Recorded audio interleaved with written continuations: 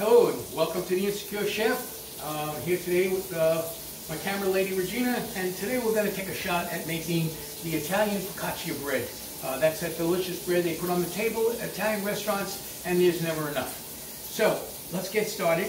I'm going to start by first putting in a package of yeast, dried yeast, 1/4 ounce to be exact. All right, I'm going to put that into a measuring cup, 1/4 ounce. I have already pre-weighed. And to that I'm going to add a cup, 1 cup of 105 degree water, 103 degree water, 102 degree water, 105 roughly, okay? So I'm going to add a cup to that right now.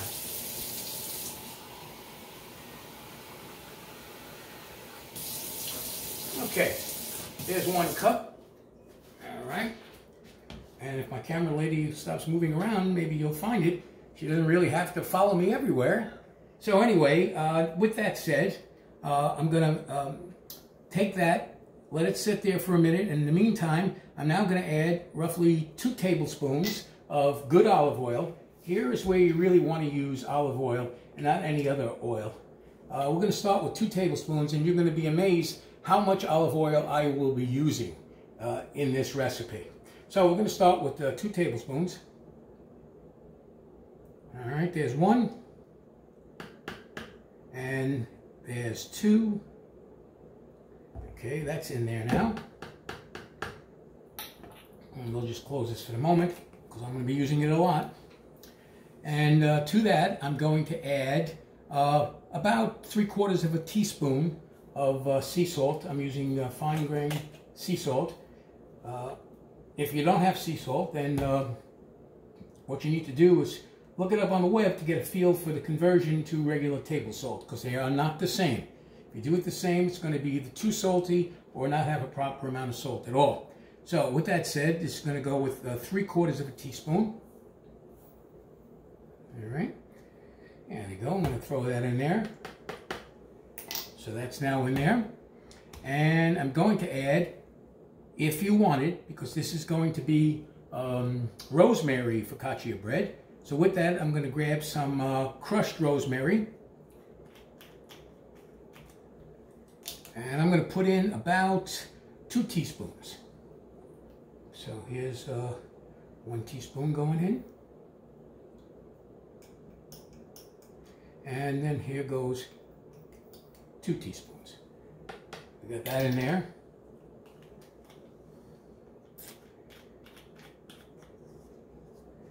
So, with that said, I'll give it 1 more little stir.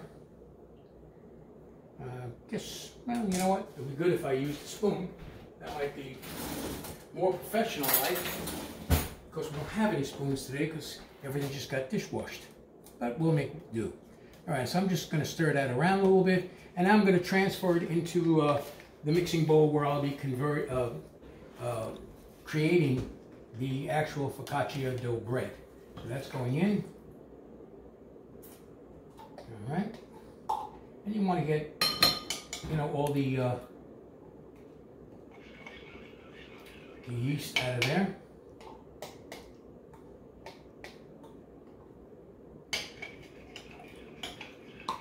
Give that a little stir. Try to get the yeast off there.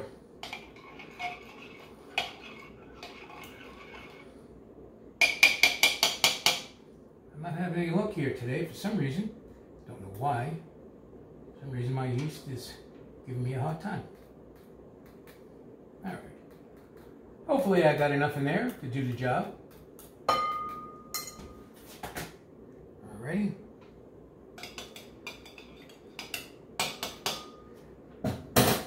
And we'll continue. Okay, so the last step, of course, at this point is to add the flour.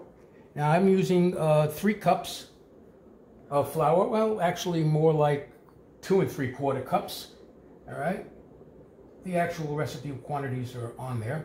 So I'm adding that now to that. All right. And I'm going to get my, I'll just use a spatula, I think would be best. And now I'm just going to start mixing it around. Okay. Can you see that there?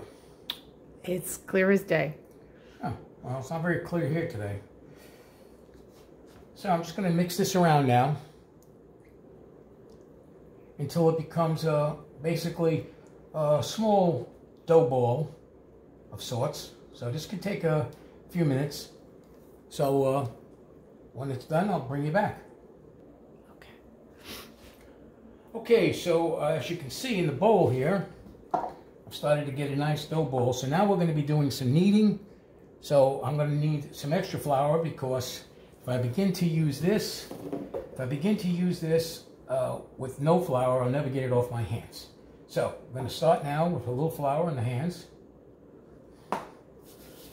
Like that, you know, be generous enough without being ridiculous. Otherwise, you're not going to get it off your hands. And then I'm going to be adding 2 additional tablespoons of olive oil. As I mentioned, most of this is additions of olive oil. So here's 1, and here's 2. Okay? And with that said, I'm now going to switch to hands, which is always a lot of fun, and begin to knead this. Okay. Now, this will probably take, about 7 or 8 minutes. So we'll take a break, and we'll come back when I'm almost done with this process.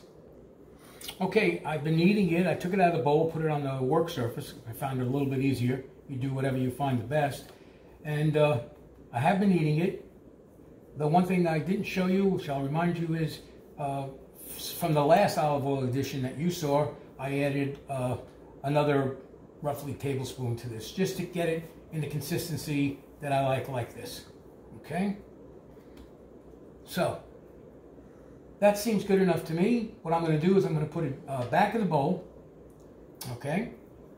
I'm going to get it in I guess the bowl shape is fine, I guess. I'm not sure, but now, you know what? Let's get it a little flat here. Yeah. Okay. And with that, I'm going to put it back in the bowl. It weighs a ton. All right. Like that. And make yourself a mental image of about how high it is, because this is going to rise, hopefully.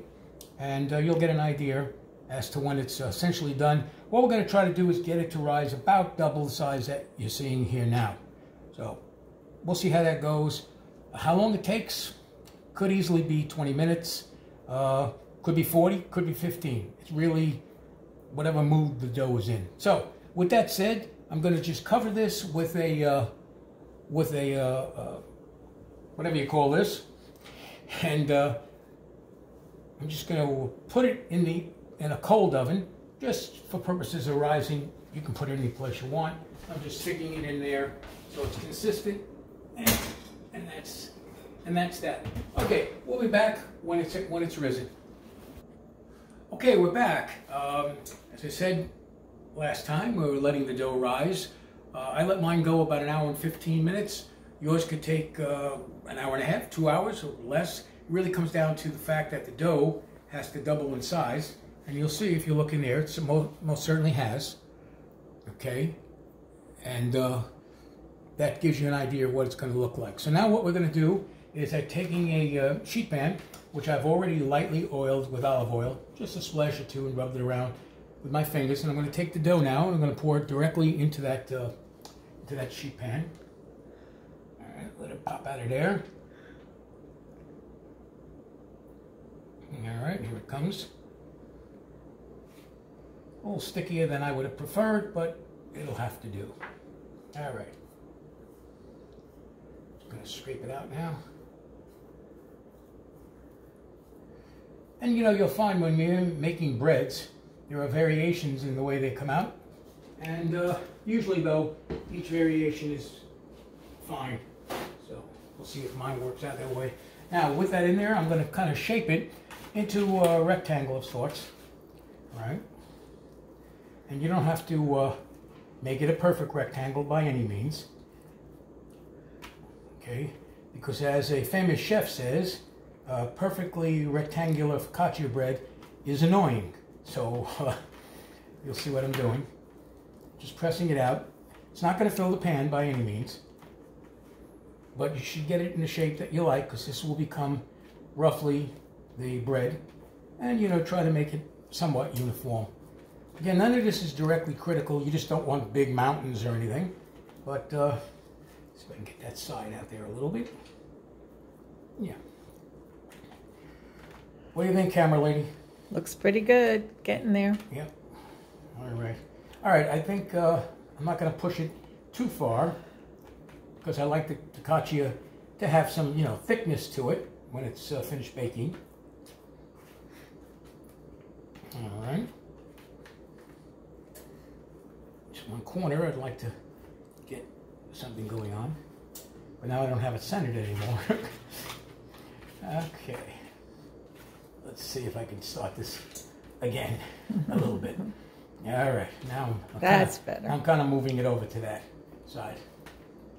All right, at least it's not sticking to my hand, which is always a, you know, a good sign. That's what you want at this stage. I don't know why that right-hand side's giving me trouble. Maybe because I'm left-handed. I don't know, but I'm gonna call it. I'm gonna call it a day. Okay. It's still bothering me. You'll have to bear with my insistence that I get some kind of shape that looks rectangular. What do you think? I think it looks like a rectangle. Okay, so that's what I need. I need assurances. All right, now with that said, all I'm going to do now is just cover it with some plastic wrap. And again, this is not a second rising of anything. It's just essentially just allowing the dough to relax. I'm having trouble getting it covered because I have a ceiling fan on and it's deciding to annoy me. Okay, I'm just covering that like that, and I'm going to let that just sit for about 15 minutes. Okay, we're back. As we said, I was going to let the dough relax for about 15-20 minutes. I let it go about 20 minutes in this case. Now I'm going to gently peel off this plastic wrap that I put on there. Okay. All right, and that takes that. And now we're going to put more olive oil. And believe me, this seems like a lot. To be candid with you, I've actually used less than what most recipes call for. And don't ask me why. I know focaccia bread should be oily. Now I'm going to gently, with my fingers, just very gently smooth it around a little bit. Okay. Like that. All right. And now for the best part. Maybe not. And that's my dog, of course. You know what? We'll be right back, just in case he decides to bark through the... Okay, so there's a little break in the filming here. I'm sorry about that. If you look down, you'll see what I've already done was I took olive oil. I'm not sure if you saw that or not. Took a little olive oil, spread it around lightly with my fingers, and then with my hand, I literally did this. Pushed my fingers right down to the bottom. These are not gentle. So again, if I did record this already, I apologize. But you just do that until it looks like the focaccia bread you've seen in many Italian restaurants. Of course, it's not cooked yet, but all right. So I think that gives you a good feel for what it's supposed to look like. And we're getting a good look at that. Okay, so I do believe that's sufficient at this point. Okay. Okay, so it's now been 45 minutes, and this is the almost finished product that'll get ready for the oven. The only thing left to do now is to sprinkle it some more with the crushed rosemary. That's assuming you're making a rosemary focaccia. As you know, we started that way. Okay. Smell it here. It smells delicious. It's not even cooked yet. All right, let me get a little on this side. And now I'm just going to use a little sea salt what would be preferable would be big chunk sea salt. If you have it, just, you know, be careful. Of course, the problem with this is that I have to get it out of there. So I'm going to put it in my hand, and I'm going to sprinkle it around like this. And if you've had focaccia bread, you know it is a nice salty type flavor, so don't be too concerned. You know, this is not the time to be conservative here. And just a little bit more, I think, would be in order. Like that. And again, you know, this is a personal taste and how you like it. So, I have preheated my oven to 475. That's right, 475. It's fairly aggressive. And I'm going to be placing that in there right now. And for about 14 or 15 minutes. So I'm going to be moving over there. Be careful, 475. There's nothing to be playing with. All right. And here we go. Let me move this over here. Can you want to go around the other side? Otherwise you're going to be looking at my backside. We don't want that. And that's nothing pretty about that at all. So I'm putting that in. And I'm going to set the timer for 15 minutes, but we'll be keeping an eye on it. What am I doing? Here we go, 15 minutes. And we'll be back in 15 minutes. Okay, so the 15 minutes is over. Here is the just about finished product. What I'm going to do right now is, believe it or not, is I'm going to put a little bit more olive oil. And you might say, that's crazy, but that's the way it's done. And I'm just going to lightly brush it in. Now the crust should be nice and crusty and crunchy on the top. Like that.